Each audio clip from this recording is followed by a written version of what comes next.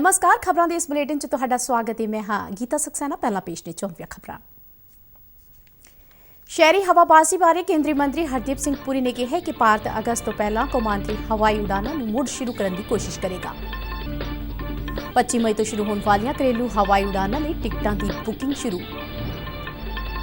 चंडीगढ़ हवाई अड्डे तो घरेलू उड़ानां शुरू होने तो पहला केंद्र सरकार के दिशा निर्देशानुसार तैयारियां मुकम्मल।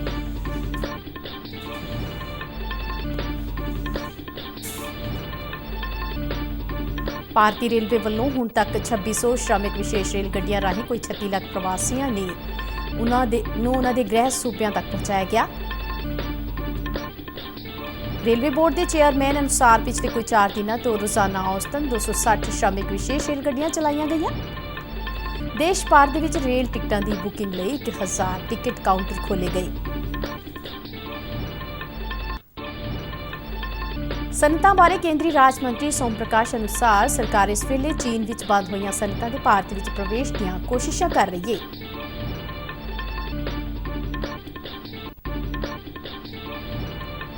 भारतीय मैडिकल खोज कौंसल ICMR ने मलेरिया के इलाज लई वरती जांदी हाइड्रोक्सीक्लोरोक्विन दवाई की वरतों संबंधी नवी एडवाइजरी जारी की। भारत में कोरोना वायरस की पुष्टि वाले मरीजों की गिनती 1,25,000 तो पार हुई। पंजाब में इस वेले एक्टिव कोरोना मरीजों की संख्या 143 हुई। सूबे के बठिंडा, फिरोजपुर, मोगा, संगरूर और SS नगर मोहाली हुए कोरोना मुक्त।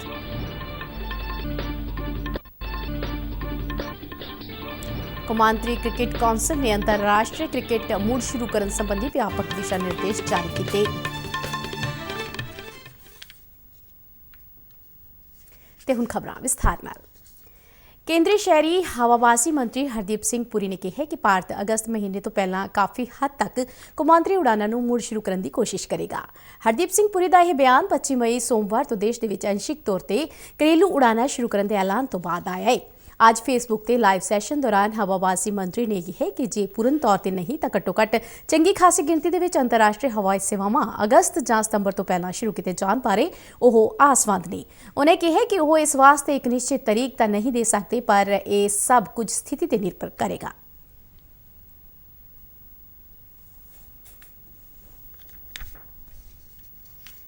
And we are in a situation eases or improves, and we are in a position to make arrangements.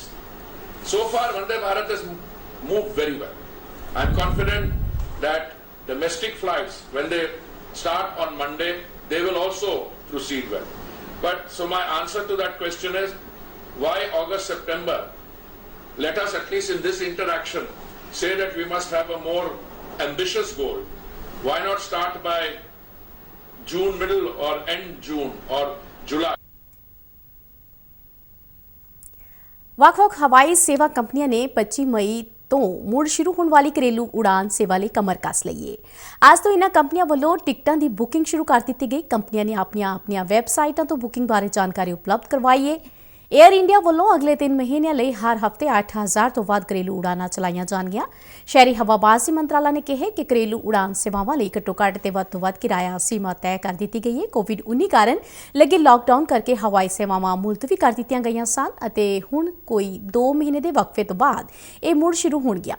सरकार वालों शुरुआती पद्धर ते 1/3 हवाई सेवावां शुरू करने की आग्या दे दी गई है।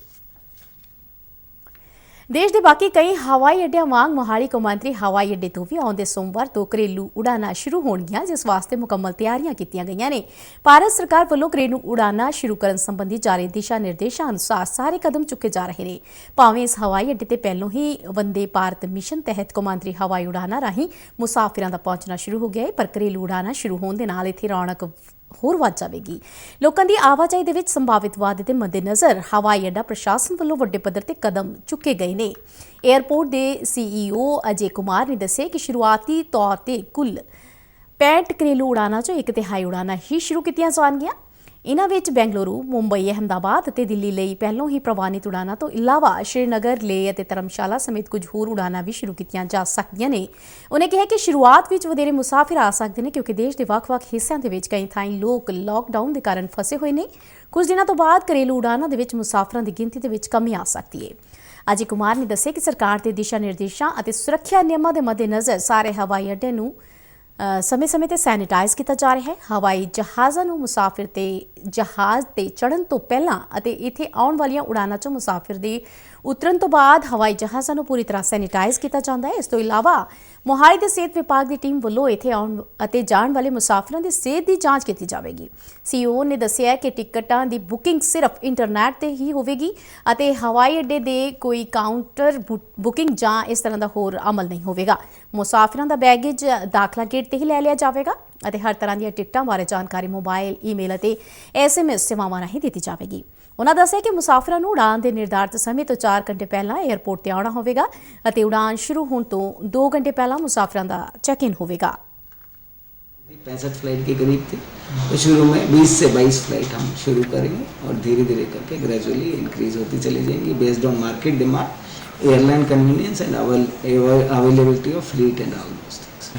अभी तो ये जो यहाँ से उड़ान जो चलेंगी, दिल्ली चलेंगी, बॉम्बे चलेंगी, बेंगलोर चलेगी, अहमदाबाद चलेंगी, जो ये डेस्टिनेशंस कनेक्टेड थे, अभी हमारे पास जो कनेक्शंस हैं श्रीनगर, लेह ये कनेक्ट हो रहे हैं, धर्मशाला कनेक्ट हो रहा है और जैसा मैंने आपको बताया कि अहमदाबाद, मुंबई, बेंगलोर ये कनेक्शंस कंफर्म हो गए। बाकी अभी शेड्यूल आ रहे हैं और लेट इवनिंग तक सारे शेड्यूल पता लगेंगे और क्या थोड़ा सा। ਭਾਰਤੀ ਰੇਲਵੇ ਵੱਲੋਂ ਪ੍ਰਵਾਸੀ ਕਾਮਿਆਂ ਨੂੰ ਉਹਨਾਂ ਦੇ ਪਿਤਰੀ ਸੂਬਿਆਂ ਤੱਕ ਪਹੁੰਚਾਉਣ ਦੇ ਲਈ ਹੁਣ ਤੱਕ 2600 ਵਿਸ਼ੇਸ਼ ਸ਼੍ਰਮਿਕ ਰੇਲ ਗੱਡੀਆਂ ਚਲਾਈਆਂ ਗਈਆਂ ਨੇ।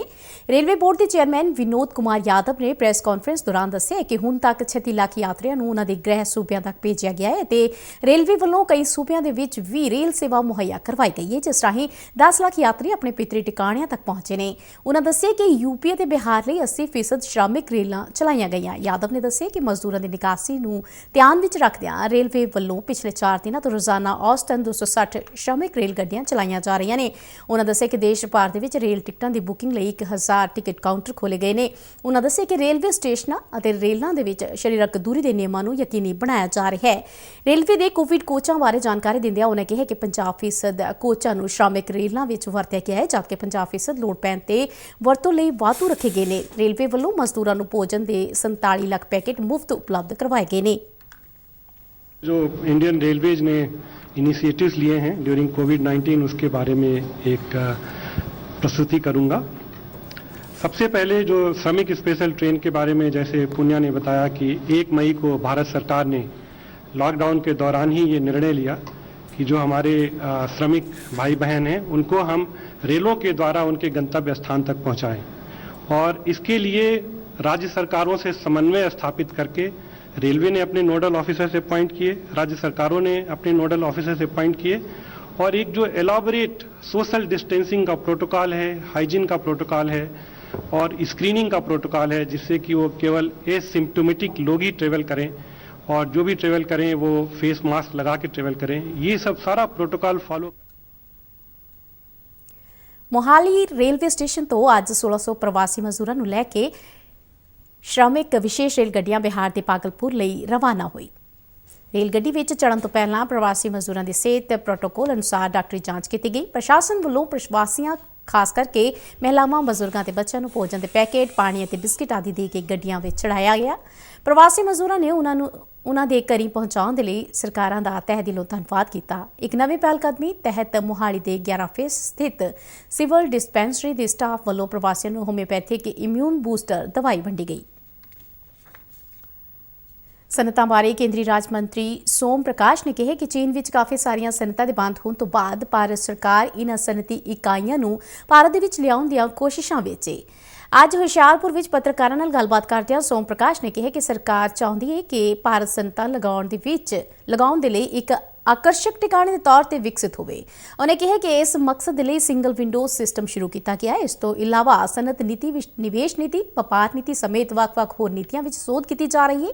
ਉਹਨਾਂ ਦੱਸਿਆ ਕਿ ਸਰਕਾਰ ਸਾਰੇ ਹੀ ਸਰੋਕਾਰੀਆਂ ਨੂੰ ਨਾਲ ਲੈ ਕੇ ਚੱਲ ਰਹੀ ਹੈ ਤਾਂ ਜੋ ਲਾਕਡਾਊਨ ਤੋਂ ਬਾਅਦ ਦੇਸ਼ ਦੇ ਵਿੱਚ ਸਨਅਤੀਕਰਨ ਨੂੰ ਹੋਰ ਉਤਸ਼ਾਹਿਤ ਕਰਨ ਦੇ ਲਈ ਸਰਕਾਰ ਲੋੜੀਂਦੇ ਉਪਾਅ ਕਰ ਸਕੇ। लगातार ਸਾਡੀਆਂ ਮੀਟਿੰਗਾਂ ਹੁੰਦੀਆਂ। ਅੱਜ ਕੱਲ੍ਹ ਵੀ ਸਾਡੀ 4 ਘੰਟੇ ਵੀਡੀਓ ਕਾਨਫਰੰਸ ਚੱਲੀ ਹੈ। ਉਹਦੇ ਵਿੱਚ ਵੱਖ-ਵੱਖ ਖੇਤਰਾਂ 'ਚ ਅਸੀਂ ਕਿਵੇਂ ਦੁਨੀਆ 'ਚ ਉੱਭਰ ਕੇ ਅੱਗੇ ਆ ਸਕਦੇ ਹਾਂ, ਇਹਦੇ ਲਈ ਸਰਕਾਰ ਕੋਸ਼ਿਸ਼ ਕਰ ਰਹੀ ਹੈ।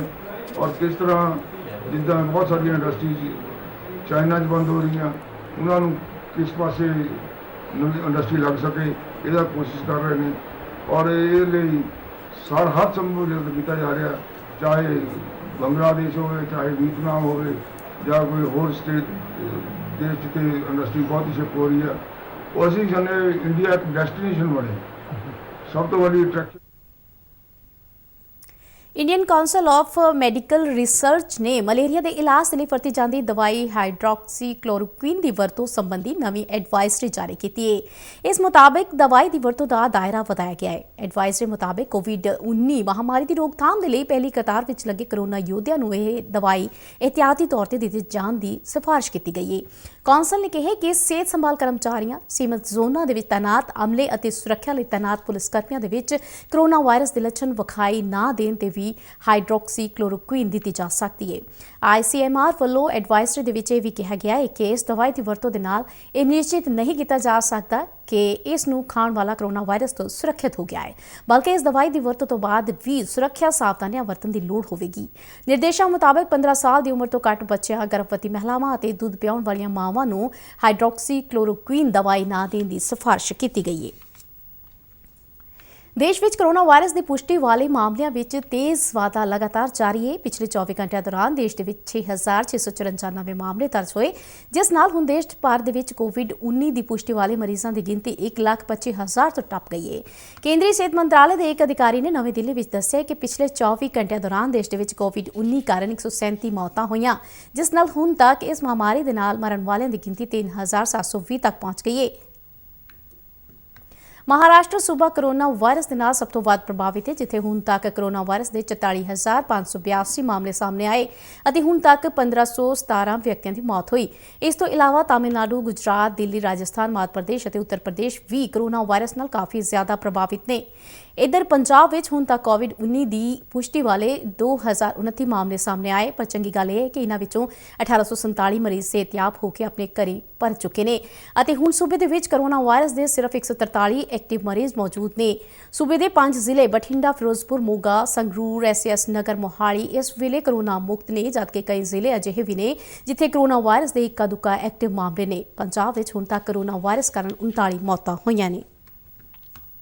ਪੰਜਾਬ ਸੀਟੂ ਦੇ ਜਨਰਲ ਸਕੱਤਰ ਰਘੁਨਾਥ ਸਿੰਘ ਨੇ ਕੋਵਿਡ-19 ਕਾਰਨ ਲਾਕਡਾਊਨ ਦੀ ਮਾਰ ਚੱਲ ਰਹੇ ਮਜ਼ਦੂਰਾਂ ਦੀ ਬੇਹੱਦ ਤਰਸਯੋਗ ਹਾਲਤ ਤੇ ਚਿੰਤਾ ਪ੍ਰਗਟ ਕਰਦਿਆਂ ਪੰਜਾਬ ਸਰਕਾਰ ਤੋਂ ਮੰਗ ਕੀਤੀ ਹੈ ਕਿ ਮਜ਼ਦੂਰਾਂ ਦੀਆਂ ਮੁਸੀਬਤਾਂ ਦੇ ਮੱਦੇਨਜ਼ਰ ਉਹਨਾਂ ਨੂੰ ਲਾਕਡਾਊਨ ਸਮੇਂ ਦੀਆਂ ਪੂਰੀਆਂ ਉਜਰਤਾਂ ਅਦਾ ਕਰਵਾਈਆਂ ਜਾਣ। ਉਹਨਾਂ ਸਰਕਾਰ ਤੋਂ ਮਜ਼ਦੂਰਾਂ ਨੂੰ ਬਿਨਾਂ ਸ਼ਰਤ ਰਾਸ਼ਨ ਅਤੇ ਹੋਰ ਜ਼ਰੂਰੀ ਵਸਤਾਂ ਤੇ ਸੇਵਾਵਾਂ ਯਕੀਨੀ ਬਣਾਉਣ ਦੀ ਮੰਗ ਕੀਤੀ। ਲੁਧਿਆਣਾ ਵਿੱਚ ਅੱਜ ਪ੍ਰਵਾਸੀ ਮਜ਼ਦੂਰਾਂ ਦੇ ਇਕੱਠ ਨੂੰ ਸੰਬੋਧਨ ਕਰਦਿਆਂ ਉਹਨਾਂ ਕਿਹਾ ਕਿ ਆਪਣੇ ਘਰਾਂ ਨੂੰ ਜਾਣ ਦੇ ਇੱਛੁਕ ਮਜ਼ਦੂਰਾਂ ਦੇ ਲਈ ਰੇਲ ਅਤੇ ਬੱਸ ਸੇਵਾ ਦਾ ਮੁਫਤ ਅਤੇ ਉਚਿਤ ਪ੍ਰਬੰਧ ਕੀਤਾ ਜਾਣਾ ਚਾਹੀਦਾ ਹੈ। ਸੀਟੂ ਵੱਲੋਂ ਪੰਜਾਬ ਦੇ ਮਜ਼ਦੂਰਾਂ ਦੇ DA ਸੰਬੰਧੀ 1 ਮਈ ਨੂੰ ਜਾਰੀ ਕੀਤਾ ਗਿਆ ਨੋਟੀਫਿਕੇਸ਼ਨ ਤੁਰੰਤ ਲਾਗੂ ਕਰਨ ਦੀ ਵੀ ਮੰਗ ਕੀਤੀ ਗਈ ਹੈ।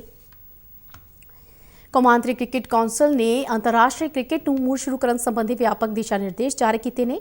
ICC ਵੱਲੋਂ ਜਾਰੀ ਨਿਰਦੇਸ਼ਾਂ ਦੇ ਵਿੱਚ ਸੁਰੱਖਿਆ ਪ੍ਰੋਟੋਕੋਲ ਅਤੇ ਕੋਵਿਡ ਨਿਯਮਾਂ ਨੂੰ ਧਿਆਨ ਦੇ ਵਿੱਚ ਰੱਖਿਆ ਗਿਆ ਹੈ। ਕੌਂਸਲ ਮੁਤਾਬਕ ਕੌਮਾਂਤਰੀ ਕ੍ਰਿਕਟ ਮੈਚ ਤੋਂ ਪਹਿਲਾਂ 14 ਦਿਨ ਦੇ ਆਈਸੋਲੇਸ਼ਨ ਸਿਖਲਾਈ ਕੈਂਪ ਲਗਾਏ ਜਾਣਗੇ, ਜਿਸ ਲਈ ਚੀਫ ਮੈਡੀਕਲ ਅਫਸਰ ਨੂੰ ਤੈਨਾਤ ਕਰਨ ਦੀ ਸਿਫਾਰਿਸ਼ ਕੀਤੀ ਗਈ ਹੈ। ਉਹਨੇ ਕਿਹਾ ਕਿ ਇਹ ਚੀਫ ਮੈਡੀਕਲ ਅਫਸਰ ਜਾਂ ਬਾਇਓ ਸੇਫਟੀ ਅਧਿਕਾਰੀ ਸਿਖਲਾਈ ਅਤੇ ਮੈਚ ਦੌਰਾਨ ਸਰਕਾਰ ਦੇ ਨਿਯਮਾਂ ਨੂੰ ਲਾਗੂ ਕਰਵਾਉਣ ਦੇ ਲਈ ਜ਼ਿੰਮੇਵਾਰ ਹੋਣਗੇ। ਇਸ ਤੋਂ ਇਲਾਵਾ ICC ਨੇ ਕੌਮਾਂਤਰੀ ਮੈਚਾਂ ਤੇ ਸਿਖਲਾਈ ਦੌਰਾਨ ਢੁਕਵੀਂ ਟੈਸਟਿੰਗ ਪ੍ਰਕਿਰਿਆ ਨੂੰ ਵੀ ਲਾਗੂ ਕੀਤੇ ਜਾਣ ਦੀ ਗੱਲ ਆਖੀ ਹੈ। ਆਲਮੀ ਪੱਧਰ ਤੇ ਕੋਵਿਡ-19 ਮਹਾਮਾਰੀ ਦੀ ਸਥਿਤੀ ਦੇ ਜਾਇਜ਼ੇ ਮਗਰੋਂ ਹੀ ICC ਵੱਲੋਂ ਕੌਮਾਂਤਰੀ ਕ੍ਰਿਕਟ ਨੂੰ ਮੁੜ ਆਰੰਭਣ ਦਾ ਫੈਸਲਾ ਕੀਤਾ ਜਾਵੇਗਾ। ਇਸ ਦੇ ਨਾਲ ਹੀ ਖਬਰਾਂ ਦਾ ਇਹ ਬੁਲੇਟਿਨ ਖਤਮ ਹੁੰਦਾ ਹੈ। ਇਜਾਜ਼ਤ ਦਿਓ, ਨਮਸਕਾਰ।